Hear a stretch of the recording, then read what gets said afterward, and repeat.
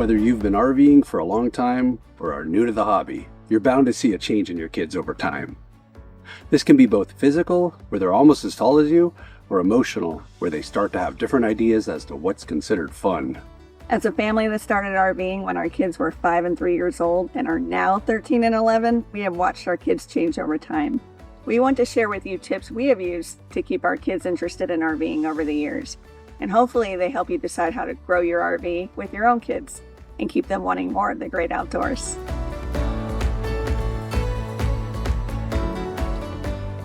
Let's start with the most important feature for a kid when RVing, their bed. As kids get older, they obviously need space to grow. It's a good idea to either start with an RV that has beds that allow a teenager to stretch out, or to be ready to trade up to a bigger one when that growth spurt happens. This is especially true when your oldest son is almost as tall as you and not even close to being done growing. Most RVs will accommodate the majority of people, but if you plan to keep this RV long term, do your research on bed length before buying if you have a family of tall people. What if you think you'll have a future offensive lineman in your family? Consider getting an RV with a double bunk. It's a great option if your pediatrician has predicted your children will eventually be much bigger than you. Double bunks allow kids to really spread out and have a large space of their own. Our kids currently have single bunks, which works great for now, but we know when they get bigger, we'll eventually want to get them something larger. Speaking of space, teenagers need their own space and privacy. Think back to when you were a teen. You know there were times when you needed some time away from your parents. We all did. Installing curtains or getting a unit that already has some included is an easy way to provide privacy for older kids. If you feel like curtains won't do the trick, you might want to consider getting them their own bedroom. Some RVs have a space for parents and another for kids. This may be a bunk room with a door or an RV that has 2 full-size bedrooms. That will give them and you plenty of privacy. Kids need their own space as they grow older, so keep it in mind when making your RV purchase.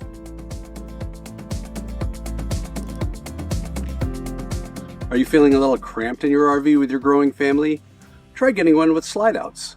This has been one of our favorite upgrades as our kids have gotten bigger and continue to. A couple of years ago, we transitioned to the same size unit, but with a slide-out.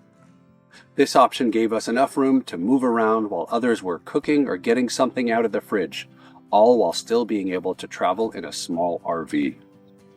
Some RVs have multiple slide-outs which completely open up and transform the interior. Your older kids will have tons of room to comfortably maneuver without bumping into each other. Not all showers are created equal. Some are roomy and some not so much. If you know your older children need a more spacious shower, think about including this in your RV purchase. There are plenty of options out there that aren't the basic bathtub model. Also, if having a nice place with a well-lit mirror and shelves to place grooming accessories is a priority for your teen, keep this in mind. Many older kids like to look their best on a road trip.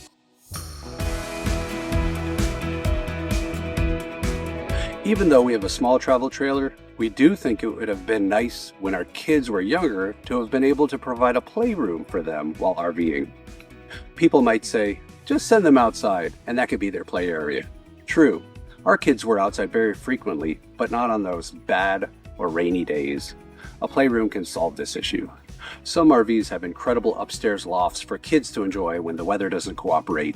They're also super practical for anyone since kids might need an area to store all their toys. Also, lots of families like to convert the back of their toy haulers into playrooms when they aren't carrying vehicles.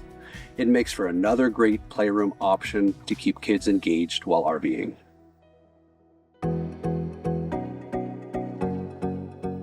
No matter what RV you start with or eventually grow into, you'll have limited space. We have found storage in an RV takes a little bit more thought than a house. So you might want to organize your RV so that your kids can access things they use every day in one area and what they use less frequently in another. For example, our kids like to bring sporting gear such as a basketball, football, and outdoor games such as horseshoes and beanbag toss.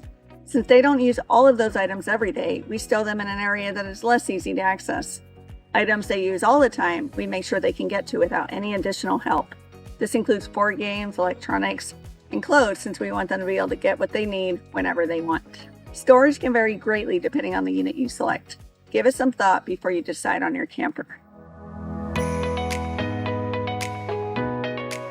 This is an area we've been learning about more and more as our oldest son moves further into his teenage years, and our youngest son is on his way there. If you aren't already, it's important to start including your kids in trip planning. You might discover they have a strong opinion on what they do and don't want to do when on vacation. And it's better to find a balance or compromise when planning rather than have them not enjoy themselves as much. Some of the times, kids have different ideas of what they consider to be fun. Maybe they want to take a ski lift to the top of a mountain rather than hike. Maybe they want to go to a water park. Or maybe they just want downtime or a rest day built into the schedule instead of just being in go, go, go mode. Talk it over with your teens so they can be involved in the planning process too.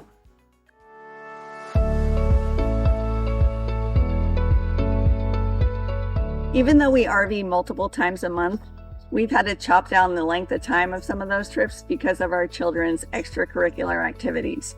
With basketball, swimming, soccer, and karate in the mix, sometimes we'll only go for a night on the weekend to accommodate schedules. Don't be afraid to go on a local trip if your kids' activities fall on a weekend.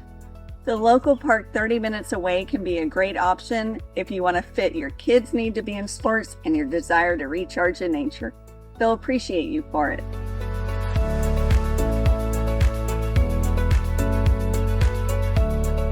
Now for our little controversial section. As a teacher with over 20 years of classroom experience, I've witnessed that kids are now on devices far more than ever before. They're used to being connected to each other digitally. When camping, we allow our kids to stay somewhat connected. This doesn't mean they're always on their devices though. What it does mean is that they're still able to have some downtime and connect with friends digitally and game when we are relaxing outside after a little adventure. If you're going on a long road trip of at least 2 weeks, make sure you have a few days where you know you'll have some cell service or Wi-Fi. It can help your older kids stay connected and happy. Our kids, like many older children, are socially active, so we want them to be able to still enjoy their friends while we're on the road, within reason.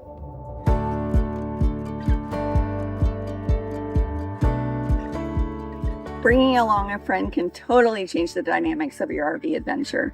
We found that when other kids are involved, our kids have enjoyed the RV trip even more than our usual trips. You might also want to think about RVing with other families.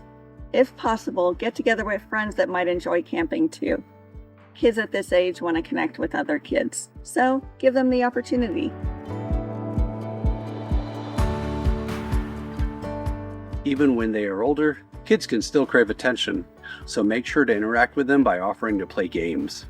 They're never too old to play catch, or even something more competitive. Older children usually have that desire to win at games with all those crazy hormones running through their bodies, so use that to keep them excited about RVing. This can also include inside games like card and board games. Even teenagers want to win, so try to include them in the fun. You might also want to find a campsite related to their hobbies. If they're into basketball, then look for a campground that has a court. If it's soccer, stay close to an open field. Basically, include their outdoor passion as part of the trip so they'll be motivated to spend more time with you on the road. Sometimes teenagers and older kids simply want to discover new things. Empower them by having your kids research something interesting you can visit on your RV trip together. It can be out of this world like a space museum, or quirky like a giant pistachio. You can also convince them to see a beautiful alpine lake you have never seen before if discovering beauty is more up their alley. Just be open when deciding what you can all learn about together and make it a fun exploration.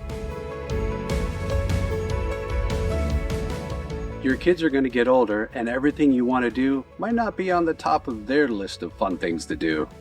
It's okay. Just decide what to do as a family, since this is what family RV trips are all about. Time together.